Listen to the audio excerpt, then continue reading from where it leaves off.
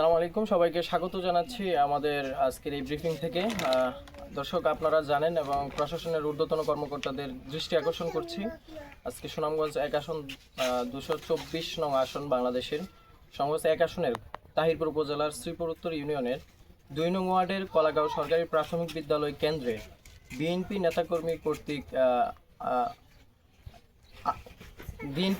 কর্তৃক যে অ্যাটাক হয়েছে সাংবাদিকদের উপর, এর তীব্র নিন্দা জানাচ্ছি আমি অ্যাজ একজন জার্নালিস্ট হিসেবে।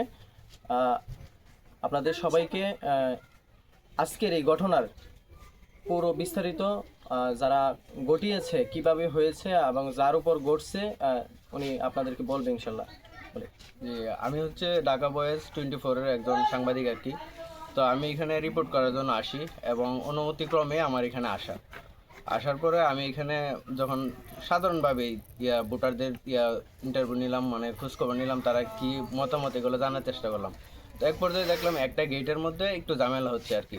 তো আমি ওইখানে ক্যামেরাটা নিয়ে গেলাম এবং ওইখানে যাওয়ার পরে বুঝতে পারলাম যতটুকু যে তারা বলতেছে যে এখানে নাকি 2জন মহিলা ছিল।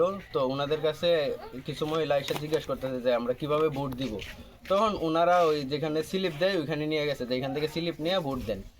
তখন ওই আমাদের এই কলাগাঁওয়ের কি একজন লোক, মনে হয় শামসু মেম্বার আর কি, ওনাকে এই নামে চিনে। তো উনি যা বলতেছে যে এখানে নাকি জামাতের তারা ভোট চাইতেছে, জামাতের মহিলারা। তো আমি এটা করার এক পর্যায়ে এখানে কলাগাঁওয়ের স্থানীয় ডাক্তারের বাড়ি বললেই চিনে, ওইখানে রাজু নামে একজন, উনি করছে আমার ক্যামেরাম্যান যিনি আসছিল ওনার ক্যামেরার মধ্যে থাপা দিয়ে ক্যামেরা ফালাই দিই। তখন আমি ওনার কাছে জিজ্ঞেস করলাম যে আপনি ক্যামেরা কেন ফালাইবেন, ক্যামেরাম্যান ধরার অথরিটি তো আপনার নাই, সাংবাদিকের ক্যামেরা অফ করার অথরিটি আপনার নাই। এটা বলার এক পর্যায়ে উনি ধাক্কাধাক্কি শুরু করছে। তখন আমি আমার বুমটা নিয়ে বললাম যে দর্শক দেখতে পাচ্ছেন এখানে ওই জাতীয়তাবাদী দল বিএনপির তারা আমার ক্যামেরাম্যানের ক্যামেরা ফালাই দিয়েছে। এই কথা বলার সাথে সাথে ওনারা আমার পিছনে একটু ক্যামেরাটা নিয়ে আসেন, ওনারা আমার পিছনে এই যে দেখেন আমার পিছনে লাথি দেয় এবং সাথে সাথে আমার এইখানে লাথি দেয় এবং আমার এইখানে কিল দেয়। আর এই যে আমার বোতাম টোতাম ছিঁড়া ফেলছে আর কি, সব ছিঁড়া ফেলছে।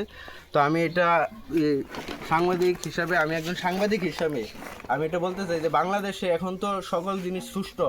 5ই আগস্টের পরে স্বৈরাচার নাই, কিন্তু নতুন স্বৈরাচার এইভাবে কেন জন্ম হয় এবং সাংবাদিকের উপর আক্রমণ করার অথরিটি কীভাবে পায় তারা, আমি এটা দেশবাসীর কাছে জানতে চাই এবং আমি এটার তীব্র নিন্দা এবং বিচার দাবি করি।